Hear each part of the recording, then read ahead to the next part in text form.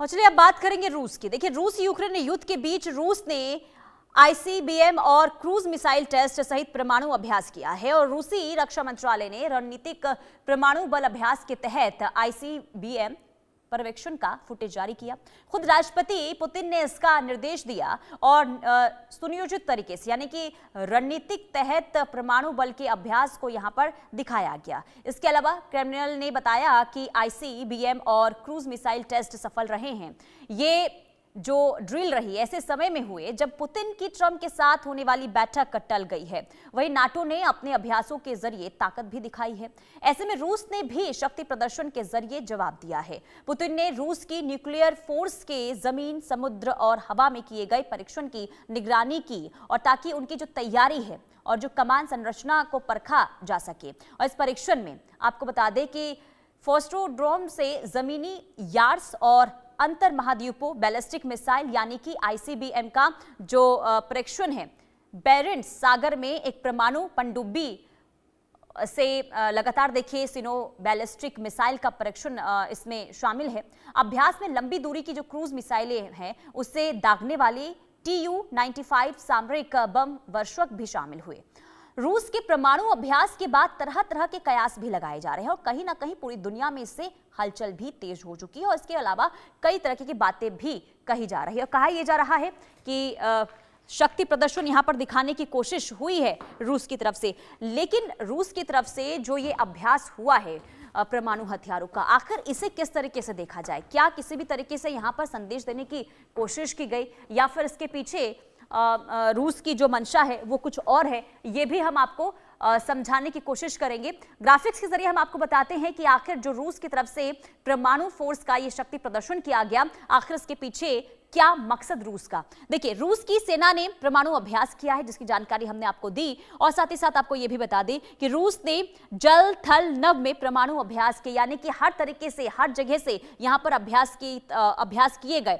Putin के निरीक्षण में जमीन, समुद्र और हवा में व्यापक परमाणु अभ्यास हुआ और पुतिन ने न्यूक्लियर फोर्स के जमीन, समुद्र और हवा में किए गए परीक्षण की निगरानी भी खुद करते हुए पुतिन नजर आए। रूस ने आईसीबीएम और क्रूज मिसाइल टेस्ट सहित परमाणु अभ्यास किया है यानी कि हर एक परमाणु हथियार की अगर हम बात करें उसका अभ्यास यहां पर किया गया है और साफ तौर पर यहां पर नियोजित तरीके से अभ्यास हुआ है। क्रेमलिन ने बताया कि आईसीबीएम और क्रूज मिसाइल का परीक्षण हुआ। नाटो के अभ्यास के बाद रूस ने भी शक्ति प्रदर्शन के जरिए जवाब दिया है। तो नाटो के अभ्यास के बाद ये प्रदर्शन रूस का और रूस की सेना ने परमाणु अभ्यास किया और इसके बाद कहीं ना कहीं बताया जा रहा है कि अब हलचल जो है वो पूरी दुनिया में देखने को मिल रहा है। लेकिन आखिर इसके क्या मायने हैं जो शक्ति प्रदर्शन यहां पर किया गया है? हालांकि देखिए, विशेषज्ञों का यह मानना है कि साफ तौर पर यहां पर रूस की तरफ से यह संदेश देने की कोशिश की गई है कि किसी भी तरीके से बाहरी हमले होते हैं या फिर कोई गतिविधियां होती है तो रूस पूरी तरीके से जवाब देने के लिए इसका तैयार है। और देखिए, अगर हम रूस की बात करते हैं तो एक शक्तिशाली देश ये माना जाता है और ऐसे में परमाणु परीक्षण करना कहीं ना कहीं ये अपने आप में बहुत बड़ी बात हो जाती है क्योंकि एक तरफ देखिए रूस और यूक्रेन के बीच में जो संघर्ष की स्थिति हम बीते 3.5 सालों से देख रहे हैं और इसके बीच में ये परमाणु फोर्स का शक्ति प्रदर्शन ये बताता है कि साफ तौर पर यहां पर संदेश देने की कोशिश यूक्रेन के साथ साथ बाकी देशों को भी हुई है। और हमारे साथ देखिए मेहमान भी जुड़ चुके हैं, उनके पास भी चलेंगे और जानेंगे कि आखिर जो स्थिति अभी यहाँ पर बनी हुई है। और प्रोफेसर विपुल हमारे साथ बने हुए हैं। बहुत स्वागत है आपका इंडिया न्यूज पर। सबसे पहले विपुल जी, जो आपने ये खबर देखी यानी कि जो परमाणु फोर्सेस का जो शक्ति प्रदर्शन रूस की तरफ से किया गया है, इसे आप किस तरीके से देख रहे हैं? जी पुनीता जी नमस्कार। मोटे तौर पर बातचीत की शुरुआत में जैसे आपने कहा कि नाटो की प्रतिक्रिया के तौर पर, नाटो के अभ्यास की प्रतिक्रिया के तौर पर इसको देखा जा रहा है, तो मैं भी इससे सहमति जताते हुए ये कहूंगा कि देखिए, न्यूक्लियर फोर्स का प्रदर्शन करना और उसको रणनीतिक तौर पर रूस ने उसको प्रसारित भी किया है एक तरह से और प्रचारित किया है कि हम मोटे तौर पर ये लगे कि यूरोप और नाटो के तमाम सदस्य देश जिस तरह की स्थिति पिछले 4-5 वर्षों से बनी हुई है यूक्रेन वाले मुद्दे को लेकर के, और अन्य तमाम कुछ मुद्दे भी हैं जिनको लेकर के कि रूस पर दबाव बनाने की हमेशा कोशिश रहती है इस तरह की। और रूस एकला चलो रे के राग से अपना जवाब देता रहा है। यूक्रेन वाले मसले पर ही देख लीजिए कि तमाम तरह की बातें होती रही दुनिया में, तमाम तरह की धमकियां भी देते रहे लोग, तमाम बातें करते रहे, लेकिन रूस ने अपनी कार्रवाई जारी रखी। तो ये कहीं ना कहीं नाटो के जवाबी कार्रवाई के रूप में, आप कहिए कि प्रतिक्रिया के रूप में ये किया गया है। और ये कतई मान करके चलिए कि कतई कहीं कोई न्यूक्लियर फोर्स का प्रयोग करने नहीं जा रहा है दुनिया में कहीं कोई देश। जैसे अभी आपने पीछे देखा होगा भारत पाकिस्तान के जो हालात बने थे, और उस तनावपूर्ण स्थिति में पाकिस्तान की तरफ से एक वक्तव्य आया था कि न्यूक्लियर फोर्स है हमारे पास, ये ना भूले भारत की हम परमाणु, हम बर्बाद तो हैं, हम बर्बाद कर देंगे दुनिया को। तो ऐसी धमकियां आती हैं, लेकिन इस तरह का प्रयोग मुझे लगता है कि मानवता के लिए, और केवल अपना दूसरे का नुकसान नहीं होगा, पूरी दुनिया में एक तरह की हलचल पैदा होगी इस तरह के प्रयोग से। अगर इस तरह की कार्रवाई की जाती है, परमाणु हथियारों का प्रयोग किया जाता है, तो ये किया नहीं जाएगा। आज जिस स्थिति में, जिस परिस्थिति में पूरा विश्व है, वैश्विक परिस्थितियां जो हैं, उसमें किसी मतलब इस तरह के प्रयोग की मुझे कम से कम गुंजाइश नहीं दिखलाई पड़ी। अगर ऐसा होता है प्रोफेसर विपुल, क्योंकि देखिए ये पहली बार नहीं है जब रूस की तरफ से इस तरीके से प्रदर्शन किया हो या अभ्यास परमाणु हथियारों को किया गया हो, इससे पहले भी हमने देखा है।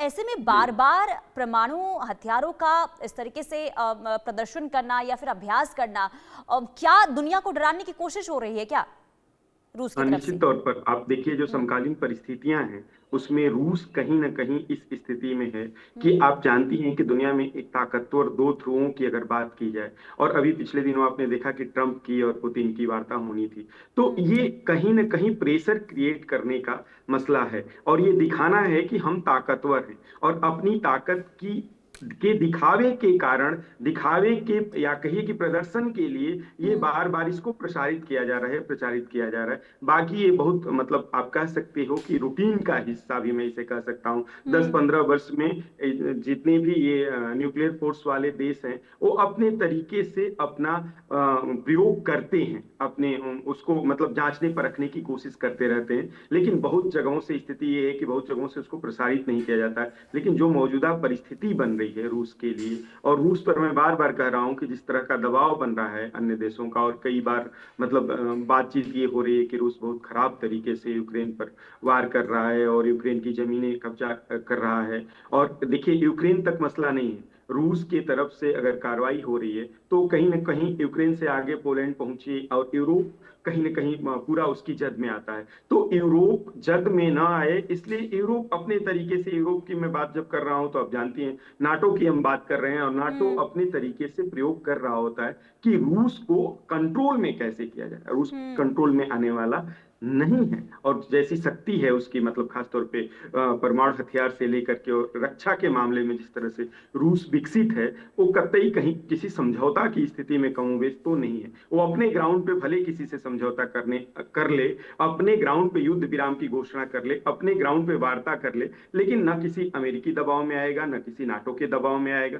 न यूरोप शक्ति के दबाव में आएगा। तो इसलिए बार बार न्यूक्लियर फोर्स से संबंधित ये चीजें जो हो रही हैं, या तमाम अन्य कारणों से भी लगातार व्लादिमीर पुतिन का इनका प्रयास है। व्लादिमीर पुतिन किसी के दबाव में झुकने वाले नहीं है, इसका संकेत तो देखिए लगातार 3.5 सालों से मिल ही रहा है। लेकिन ठीक है, मैं आपके पास लौटूंगी। डिफेंस एक्सपर्ट हिमांशु भी हमारे साथ जुड़ चुके हैं, बहुत स्वागत है आपका भी। हिमांशु जी, जो यहाँ पर परमाणु फोर्सेस का शक्ति प्रदर्शन जो अभ्यास किया गया है, सबसे पहले तो इस पर मैं आपकी प्रतिक्रिया चाहूंगी। किस तरीके से आप रूस के इस कदम को देख रहे हैं? पुनीता जी, ये एक स्ट्रैटेजिक पोस्चरिंग है जिसमें ये बता रहा है कि अगर आप नॉर्थ सी में एक्सरसाइज करेंगे तो we are capable of showing you कि अगर पीस टॉक नहीं हो रही है तो स्ट्रैटेजिकली हम काबिल हैं कि हम न्यूक्लियर डर आपको दिखाएंगे। देखिए, पहले ट्रांसपेरेंसी चलती थी, लेकिन अब ट्रांसपेरेंसी से ज्यादा भय और पोस्चरिंग का माहौल है। पुतिन जो है वो मानसिकता और मनोबल में बिलीव करते हैं। वो चाहते हैं कि जो उनके पास न्यूक्लियर आर्सेनल है उसका डर दुनिया में बना रहे। जब यूएसएसआर था तब उस समय पर 1960-70 के दशक से ये लोग एक ग्रॉम करके एक्सरसाइज करते थे जिसमें ये हर साल अपने न्यूक्लियर वेपनरी को टेस्ट करते थे। 1991 में यूएसएसआर के डिसइंटीग्रेशन के बाद में उस तरह की न्यूक्लियर टेस्टिंग और एक्सरसाइज बंद हो गई थी, लेकिन पुतिन ने दोबारा उसको 2000 में शुरू किया, क्योंकि उनका ये कहना है और उनका एक बयान भी आया था सन 2018 में कि बिना रशिया के वर्ल्ड की आपको जरूरत नहीं है। यानी कि ये सीधे तौर पे धमकी थी दुनिया को कि अगर आप रशिया से पंगा लोगे तो रशिया हर किसी कीमत पर विनाश कर सकता है।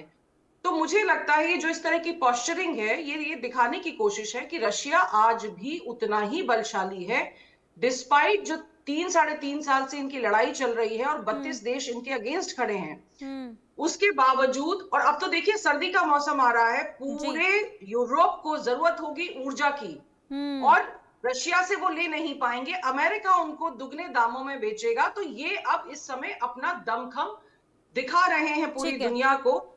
ठीक है जी, बिल्कुल शक्ति यहाँ पर दिखाने की कोशिश रूस की तरफ से हो रही है। लेकिन प्रोफेसर विपुल जी, क्योंकि देखिए 3.5 साल हो चुके हैं और जिस तरीके से आपने कहा कि किसी के आगे रूस झुकने वाला नहीं है, लेकिन क्या यूक्रेन को डराने की कोशिश भी माना जाए? और दूसरा सवाल ये कि क्या इससे वर्ल्ड वॉर 3 की भी स्थिति आप देख रहे हैं क्या? नहीं, कोई ऐसी परिस्थिति बनती नजर नहीं आ रही है कि वर्ल्ड वार हो, बट ये है कि लगातार जो बात हो रही है कि प्रेशर क्रिएट करने का अपना तरीका है। तमाम तरह से रणनीतिक तौर पर पुतिन बढ़त लेना चाहते हैं और वो बढ़त में हैं। लगातार आप पिछले वर्षों में देख रहे हैं कि लगातार अपने तरीके से अपनी बात मनवाना हो, अपने तरीके से अपनी बात को कहना हो, और इसके पीछे के कारणों की अगर पड़ताल की जाए तो ये भी है कि भौगोलिक तौर पे अगर देखते हैं हम रूस को, तो इस तरह से है भी कि वो विनाश किसी का कर सकता है और बहुत आसानी से दुनिया को विनाश के मुहाने पर ले जाकर के खड़ा कर सकता है। और वह यह बार बार याद दिलाने की कोशिश करते हैं कि आप इस बात को मत भूलिए कि हमारी संपन्नता कैसी है, हम किस तरह से लैस हैं तमाम टेक्नोलॉजी से लेकर के और तमाम न्यूक्लियर फोर्स तक, जिसका प्रयोग करते ही दुनिया को पीछे पड़ना पड़ेगा, दुनिया को पीछे कदम लेना पड़ेगा। और रूस किसी भी स्थिति में किसी भी तरह के दबाव में आने के लिए तैयार नहीं है। वो नाटो की शक्ति का प्रयोग कर लें, लोग प्रदर्शन कर लें, अभ्यास कर लें, चाहे तमाम देश समझौता कर लें, तमाम तरह की बातें कर ली जाए, अमेरिका कोई प्रेशर क्रिएट करने की कोशिश कर ले, लेकिन वो किसी के भी प्रेशर में आने वाले नहीं है। और इसके पीछे उनकी संपन्नता है। वो निश्चित तौर पर स्ट्रेटेजिक पोस्चर जिसका जिक्र कर रही थी अभी डिफेंस एक्सपर्ट, उसमें वो बहुत आगे है और उस संपन्नता के कारण ही इस तरह की कार्रवाई कर पाता है। जी बिल्कुल, ठीक है। चलिए, आप दोनों का बहुत शुक्रिया इस चर्चा में जुड़ने के लिए। तो कुल मिलाकर देखिए, यहाँ पर जो रूस है वो लगातार कोशिश ये कर रहा है कि परमाणु प्रदर्शन के जरिए, अभ्यास के जरिए देशों में हलचल पैदा करना, उस मकसद में कामयाब भी होता हुआ नजर आ रहा है। लेकिन देखना यही होगा कि इसका इफेक्ट आगे क्या देखने को मिलता है। फिलहाल के लिए एक छोटे से ब्रेक के लिए, ब्रेक के बाद भी खबरों का सिलसिला लगातार जारी है।